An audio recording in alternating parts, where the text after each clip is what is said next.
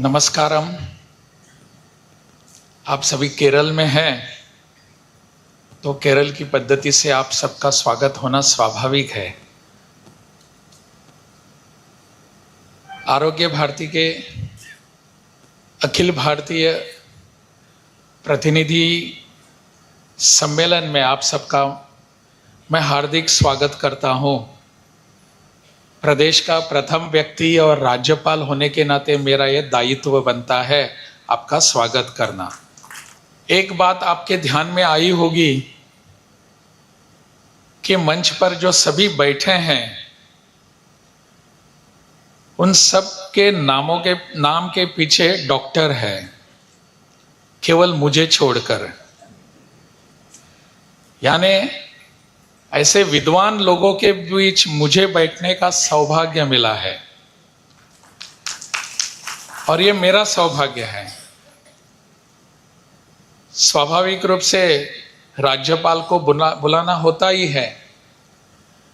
उनकी विद्वत्ता क्या है, उनकी योग्यता क्या है, इसको देखा नहीं जाता। राज्यपाल है इसलिए उनको बुलाना आवश्यक होता है। आ गए राज्यपाल। और राज्यपाल जब कार्यक्रम पे प्रमुख अतिथि होते हैं तो उनको बोलना भी होता है। मुझे पूरा विश्वास है कि मेरे बोलने के लिए आप यहाँ बैठे हैं, ऐसा नहीं, मेरे भाषण के लिए, मेरे संबोधन के लिए। वैसे बहुत ही अच्छा संबोधन माननीय कृष्ण गोपाल जी से हम सबको प्राप्त हुआ है। आरोग्य भारती एक सौभाग्य का और विशेष सहयोग का विषय यह है कि आरोग्य भारती का प्रारंभ यहीं से हुआ था, कोची से ही हुआ था, केरल से ही हुआ था। और आज पुनः एक बार हम सभी यहां मिल रहे हैं।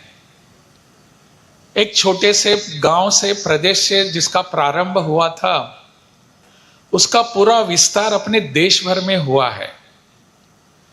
माननीय कृष्ण गोपाल जी ने हम सबको इसका विस्तार कहां तक हुआ है, राकेश पंडित जी ने भी हम सबको बताया कि कितने राज्यों में है। लगभग सभी राज्यों में है, सभी जिलों में जाने का संकल्प है और इस विषय को लेकर जाने की आवश्यकता है। ऐसा मानकर चलते हैं कि स्वास्थ्य यह विषय कुछ चुने हुए लोगों का नहीं है। कुछ चुनिंदा लोग ही स्वास्थ्य के बारे में चिंता कर सकते हैं, ऐसा नहीं है। स्वास्थ्य यह विषय पूरी जनता का है, आम जनता का है। इसको लेकर आरोग्य भारती आगे बढ़ रही है। पिछले कई वर्षों से मुझे भी आरोग्य भारती से जुड़ने का सौभाग्य ऐसा मिला। डॉक्टर अशोक वार्ष्णेय जी हमारे यहाँ बहुत आते थे। मैं गोवा से आता हूँ। मेरी पत्नी आरोग्य भारती की गोवा प्रदेश की अध्यक्ष थी, तो इतना ही मेरा आरोग्य भारती से संबंध है। और इस बहाने डॉक्टर अशोक जी वहां आते थे, वो जो उनसे बातें होती थी मेरे कान पर आती थी, बस इतना ही। मैं तो कान से नहीं था, कान से सुनता था। परंतु इससे जानकारी जो आती थी कि आरोग्य भारती का विस्तार कैसे धीरे धीरे हो रहा है और आरोग्य भारती अपने देश में क्या करना चाहती है। हम सब इस विषय को लेकर यहां बैठे हैं। आज और कल आने वाले समय में आप इस पर चिंतन करेंगे, मंथन करेंगे, विमर्श करेंगे और आने वाले अपने देश के लिए, अपने सारे समाज के लिए क्या मॉडल प्रस्तुत करना है, कर सकते हैं, इसका एक निचोड़ लेकर आप, इसका एक नवनीत लेकर आप सब यहां से जाएंगे। और मेरी कामना, शुभकामना आप सबके लिए इसीलिए है। स्वास्थ्य चिकित्सा जो होती है, आजकल हम देश में देखते हैं कि स्वास्थ्य चिकित्सा किस तरह है। और यहां आने से पहले मैं बिहार में था। बिहार का राज्यपाल के नाते मैं एक दूर दराज एक गांव में गया था और वहां कार्यक्रम ऐसा था। मैं राज्यपाल जो हर प्रदेश के होते हैं वो वहाँ के रेड क्रॉस सोसाइटी के अध्यक्ष होते हैं, और स्वाभाविक रूप से रेड क्रॉस सोसाइटी के माध्यम से स्वास्थ्य चिकित्सा ऐसे लोगों कार्यकर्ताओं के साथ हमारा संबंध आता है। और मैं वहाँ एक मेडिकल कैंप के लिए गया था एक गांव में। वहाँ की एक बहुत बड़ी कम्युनिटी है, मैं उस कम्युनिटी का नाम नहीं लेना चाहूँगा, लेकिन बहुत वर्षों से स्वास्थ्य में इसमें एक मेडिकल कैंप लगा रहे हैं। और मेडिकल कैंप लगाने के उसके उद्घाटन के लिए मुझे उन्होंने जब बुलाया तो मैं वहाँ गया, क्योंकि एक अच्छा काम हमारे प्रदेश में हो रहा है। लगभग 5000 रुग्ण, 5000 लोग वहाँ आकर उनकी चिकित्सा के बारे में सब परीक्षण वगैरह किए जाने वाले थे, हो रहे थे। उसका उद्घाटन मैं कर रहा था। तो स्वाभाविक रूप से मेरे मन में एक विषय आ गया कि ये सब 5000 लोग यहाँ इतने कैसे इकट्ठा हुए हैं। 2 दिनों के लिए वो कैंप था, मेडिकल चेकअप कैंप। तो 2 दिनों के लिए आपने सबकी व्यवस्था कैसे की? तो उन्होंने मुझे बताया, जो आयोजन करता थे उन्होंने बताया कि हम दूर दराज गांव में जहां चिकित्सा की सुविधा नहीं है वहां से लोगों को हमने यहाँ लाया है। उस शहर में, गांव में, बहुत बड़ा शहर था वो, वहां लाया है और उनकी हम 2 दिनों के लिए 5000 लोगों की चिकित्सा करेंगे, उनको दवाइयां दे देंगे, सब कुछ। तो बहुत अच्छा काम पिछले अनेक वर्षों से हम ये कर रहे हैं, हमारा समाज कर रहा है। मैंने उनको बधाइयां भी दी, लेकिन मेरे मन में एक थोड़ी सी चिंता भी आ गई। एक विषय छोटा सा आ गया, क्या स्वास्थ्य चिकित्सा की ये सुविधा ऐसे लोगों को बुलाकर हम यहां देने वाले हैं, या उनके गांव में जाकर, उनके घर पर जाकर वहां हम उनको सुविधा देने के लिए तत्पर रहेंगे? मेरे मन में एक स्वाभाविक ऐसा विषय आ गया। मैंने वो आयोजनकर्ताओं को बोला भी, आपने इसके लिए कितने पैसे खर्चा किए? वहां से लोगों के लगभग 50-60 किलोमीटर दूर से लोग आए थे, उनको लाने के लिए उन्होंने सुविधा निर्माण की थी, बसेस रखी थी, गाड़ियां रखी थी। इसके लिए उन्होंने बहुत लाखों रुपए खर्चे किए। मैंने उनको बताया कि अगर इसके बजाय हर वर्ष 5 गांवों में सुविधा उपलब्ध करा के हम दे देंगे, जिनको हम यहां बुलाते हैं, क्योंकि उनके गांव में सुविधा नहीं है चिकित्सा की, क्या उनको हम यहां बुलाकर जो करते हैं उसके बजाय उनके गांव में हम चिकित्सालय उपलब्ध कराएंगे हर वर्ष 5 गांवों में?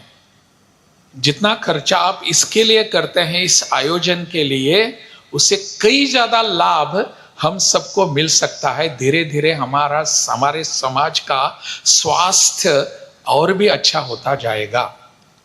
ये मेडिकल चेकअप कैंप 1-2 दिन के लिए हो सकता है, आगे उसका क्या होता है किसी को पता भी नहीं चलता।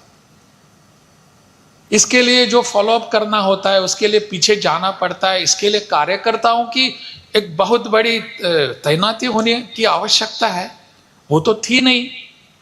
लेकिन हम मेडिकल चेकअप का कैंप कर रहे हैं, इससे हमारा नाम होता है, कोई कार्यकर्ता है, प्रमुख होते हैं, उनको वो जरा बात थोड़ी सी जची नहीं। लेकिन मैंने कहा कि यह करने की आवश्यकता है। लगभग तुरंत 1 महीने के बाद रेड क्रॉस सोसाइटी का जो कार्यक्रम था, ऐसा एक कार्यक्रम था, चिकित्सा कैंप करने का था। तो मैंने सोचा कि मैं यह कैंप हम किसी गांव में या शहर में नहीं करेंगे, हम उस गांव में जाएंगे जहां कोई भी सुविधा नहीं है। और ऐसा एक हमने अभी सभी कार्यकर्ताओं को बोल दिया कि ऐसा गांव एक चुन लीजिए कि जहां कुछ भी नहीं है, वहां जाऊंगा, मैं आऊंगा, वहां पूरे दिन भर मैं वहीं खड़ा रहूंगा। हम गए, वहां चिकित्सा की सब सुविधाएं हो गई। आसपास के गांव के जो डॉक्टर थे, चिकित्सक थे, सभी प्रकार के, उनको वहां बुलाया गया। ये सब देखकर उनको भी अच्छा लगा कि इस गांव में हम आ चुके।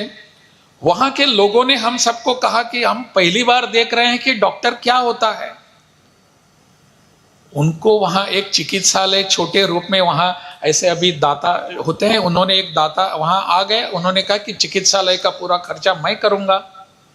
वो कर दिया। वहां के डॉक्टरों ने बता दिया कि हर दिन हम यहां उपलब्ध रहेंगे एक एक करके। आज मैं रहूंगा, कल वो आएंगे, परसों वो आएंगे। तो इसके एक गांव में हम सुविधा उपलब्ध करा सके, यह दृष्टिकोण होने की आवश्यकता थी।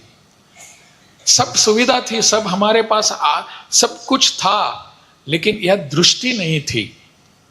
ऐसे करने से हम गांव में जाएंगे। मैं जब कॉलेज में पढ़ रहा था उस समय मैंने एक कार्टून देखा। टाइम्स ऑफ इंडिया के बहुत बड़े कार्टूनिस्ट थे आर.के. लक्ष्मण। लक्ष्मण के कार्टून जो बहुत प्रसिद्ध थे और बहुत ज्यादा बातें करते नहीं थे। कार्टून चित्र जो आता था उसी में वो बता रहे थे सब कुछ। एक कार्टून उनका टाइम्स ऑफ इंडिया में मैंने पढ़ा, देखा, चित्र, व्यंग चित्र। तो उसमें उन्होंने लिखा था और एक चित्र निकाला था। एक एमबीबीएस बन चुका एक विद्यार्थी, उसकी इंटर्नशिप भी खत्म हो चुकी थी और वो डिग्री लेकर बाहर आ रहा था। तो उनका आर.के. लक्ष्मण जी का एक कॉमन मैन होता था, साधारण व्यक्ति जो अपना भारत रिप्रेजेंट कर रहा था। तो कॉमन मैन उस व्यक्ति को, उस स्नातक को, एमबीबीएस बन चुका उस तरुण व्यक्ति को, युवा व्यक्ति को पूछ रहा है, बेटा मुझे बताओ, जब आपने एडमिशन लिया था तब आपने घोषित किया था कि मेरे एमबीबीएस होने के बाद मैं गांव में जाकर प्रैक्टिस करूंगा। आज भी आपका वही निश्चय है क्या? कॉमन मैन यानी भारत पूछ रहा है नए एमबीबीएस बने हुए उस डॉक्टर को।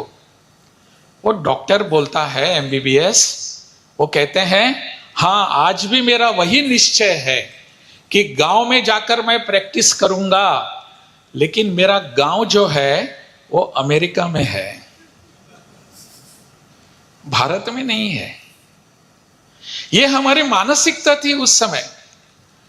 ये हमारे देश के युवाओं की जो मानसिकता थी, जो एमबीबीएस होकर बाहर आते थे, उनकी क्या सोच थी, यह कार्टून, छोटा सा कार्टून बता रहा था। आर.के. लक्ष्मण में बहुत ही अच्छे ढंग से सबके सामने रखा था। सौभाग्य से आज की परिस्थिति थोड़ी सी अलग है। आज हमारे सभी डॉक्टर बाहर जाना नहीं चाहते। अनेक डॉक्टर, चिकित्सकों को लगता है कि मुझे इस देश में हमारे भाई बहनों की सेवा करने का अवसर मिलना चाहिए और उसको मैं पाकर रहूंगा। ये हमारी सोच है आज। और इस सोच के लिए जैसे कि आरोग्य भारती जैसी संस्था है, संघ जैसी संस्थाएं हैं, इन सबका बहुत बड़ा योगदान है इस सोच के लिए। यह सोच पूरे भारत भर में जानी चाहिए।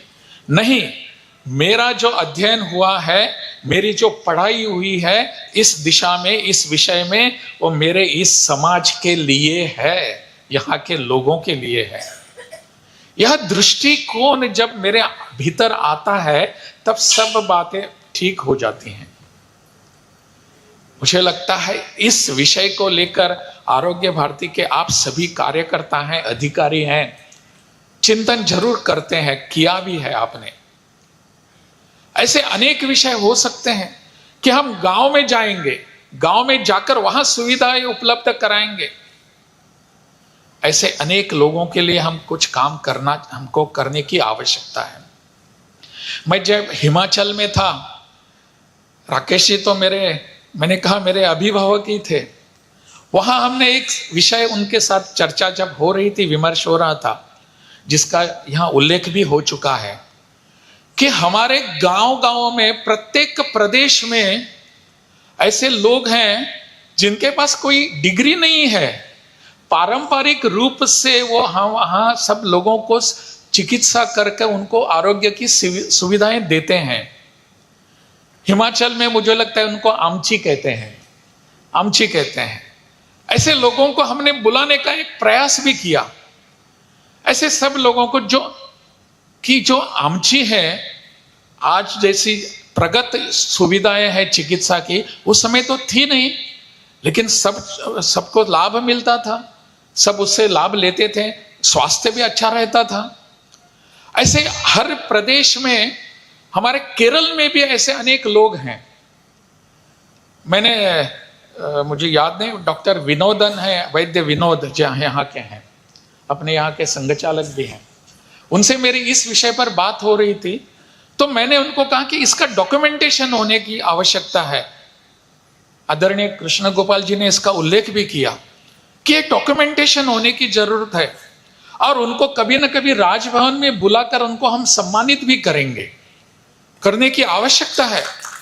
उन्होंने जो भी किया है अपने समाज के लिए किया है, अपने देश के लिए किया है, लेकिन दुर्भाग्य से यहां एक आयुर्वेदिक चिकित्सा का प्रैक्टिस करने वाला एक गट इसको विरोध कर रहे हैं। वो भी मेरे पास आए थे कि ऐसे इनको मान्यता नहीं देनी चाहिए। मैंने कहा क्यों? उन्होंने तो हमारी चिकित्सा, एलोपैथी तो अब आ गई है, हमारी आयुर्वेदिक चिकित्सा का अभी जो एक सिलेबस वगैरह बन रहा है, पाठ्यक्रम में आ रहा है, वो तो धीरे धीरे अभी आ रहा है, लेकिन हमारे समाज में हमारे गांव का स्वास्थ्य रखने वाले तो यही थे। इन्होंने ये हमको जीवित रखा है, तो उनका सम्मान नहीं होना चाहिए, उनका कहीं ना कहीं उनकी लिखापढ़ी नहीं होनी चाहिए, होने की आवश्यकता है। ऐसे अनेक विषय लेकर आरोग्य भारती आगे बढ़ रहे हैं। यह हम सबके लिए संतोष का विषय है, अभिमान का है, गर्व का विषय है। और मुझे लगता है यह आज का यह सम्मेलन जो है, आप अनेक प्रदेशों से, विभिन्न प्रदेशों से आए हैं, अपने अपने प्रदेशों में इस प्रकार के जो भी चिकित्सा देने वाले, अनेक वर्षों से काम करने वाले जो हैं, जिनकी कहीं किसी भी कॉलेज में या इंस्टीट्यूशन में पढ़ाई नहीं हुई है, फिर भी हमारे समाज के स्वास्थ्य का रक्षास्त्र की रक्षा करते हैं, उनको हम कभी न कभी सम्मानित करेंगे ही। इस विषय को लेकर हमको जाना है। उन्होंने जो सेवा दी है उसका हम कृतज्ञ हैं उनके लिए। आरोग्य भारती पूरे देश भर में जो काम कर रहा है ठीक सही दिशा में हो रहा है। आदरणीय कृष्ण गोपाल जी ने जाते जाते सिर्फ एक बात कही है। उन्होंने कहा कि यह संघ की शताब्दी का वर्ष है। संघ की शताब्दी का वर्ष हमारे लिए अच्छा है, नहीं ऐसा नहीं। हम सब चाहते हैं कि इतने बड़े संगठन की शताब्दी है कर रहे हैं, और हमारे कार्यकाल में ये हो रही है शताब्दी। हम सबको सोचना होगा कि इस शताब्दी में मेरा क्या योगदान रहेगा। हम विकास की बातें करते हैं, स्वास्थ्य चिकित्सा के सब इसमें भी विकास कैसे होना चाहिए इसकी भी बात करते हैं। मेरा क्या होगा, योगदान रहेगा। आदरणीय प्रधानमंत्री जी ने हमारे सामने एक लक्ष्य रखा है विकसित भारत का। 2047 में भारत विकसित भारत के रूप में पूरी दुनिया के सामने आएगा, ऐसा एक हम सबका लक्ष्य है। क्या इस लक्ष्य का, विकसित भारत के लक्ष्य का मैं हिस्सा बन सकूंगा, बन पाऊंगा? मैं क्या कर सकता हूं, इसके बारे में सोचने की आवश्यकता है। विकसित भारत, मैं हमेशा कहता हूं, विकसित भारत का लक्ष्य जो है या कंसेप्ट है, it is not only an economic concept, समग्र विकास का कंसेप्ट है, समग्र विकास की भावना है। ये केवल हमारी इकोनॉमी अच्छी बन गई और हम विकसित बन गए, ऐसा होगा नहीं। हमारे पास तो पूरी दुनिया के लिए देने के लिए बहुत कुछ है। स्वास्थ्य चिकित्सा ये एक, आयुर्वेद एक उसमें का एक अहम हिस्सा है। इस दिशा में हम काम करके पूरी दुनिया को बताएंगे कि हमने इतना विकास किया है इस क्षेत्र में। इसको आगे लेकर जाने की आवश्यकता है। विकसित भारत का सपना अगर हम पूरा करना चाहते हैं तो हमारी भी चिकित्सा पद्धति है, हमारा भी जो काम है, कार्य है, उसमें भी विकास होने की आवश्यकता है। हम इसके लिए प्रतिबद्ध हैं, कटिबद्ध हैं। ऐसा एक विषय लेकर हम सबको यहाँ से जाना है। जाते समय आप यहाँ का पूरे 2 दिन के समय जो भी आप करने वाले हैं उसका निचोड़ लेकर जाने वाले हैं, और अपने अपने भागों में, प्रदेश में हम जाकर इसका उपयोग करेंगे, ताकि हमारे समाज का, हमारे लोगों का स्वास्थ्य ठीक रहे और वो विकसित भारत का सब हम हिस्सा बने। बहुत बहुत धन्यवाद। भारत माता की जय।